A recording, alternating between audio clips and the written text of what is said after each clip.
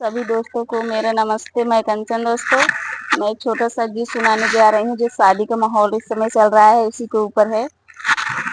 ई शादी जीव के जवाल हो, ई शादी जीव के जवाल हो, हम शादी न करबई। ई शादी जीव के जवाल हो, हम शादी न करबई।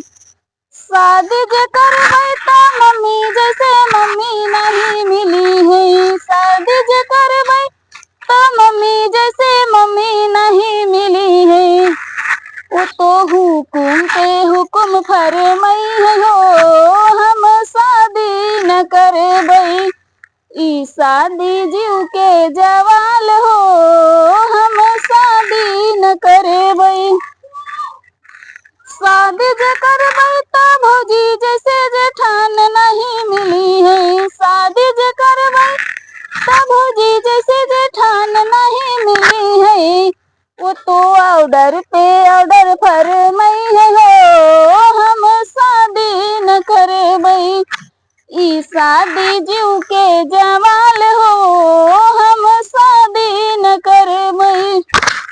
शादी जे करबई त दीदी जैसे ननद नहीं मिली है। शादी जे करबई त दीदी जैसे ननद नहीं मिली है।